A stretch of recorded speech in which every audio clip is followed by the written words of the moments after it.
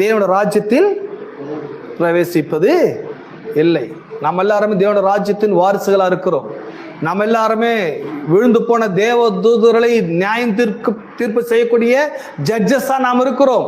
நாம் எல்லாருமே தேவனால் அழைக்கப்பட்டவர்களா இருக்கிறோம். அப்போ நம்ம எல்லாருமே இந்த உலகத்துல நம்முடைய கேரக்டர்ஸ் ரொம்ப அல்டிமேட்டா இருக்க வேண்டியது அவசியமாக இருக்கிறது.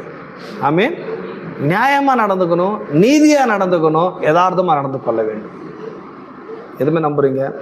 கவர்மெண்ட்டையும் ஏமாற்றக்கூடாது, தேவனையும் ஏமாற்றக்கூடாது, சமுதாயத்தையும் நாம் என்ன பண்ணிடக்கூடாது, ஏமாற்றக்கூடாது. அதே நேரத்தில் சமுதாயத்தில் நாம் சில நல்ல காரியத்தை செய்வதற்கு நாம் முயற்சி பண்ண வேண்டும்.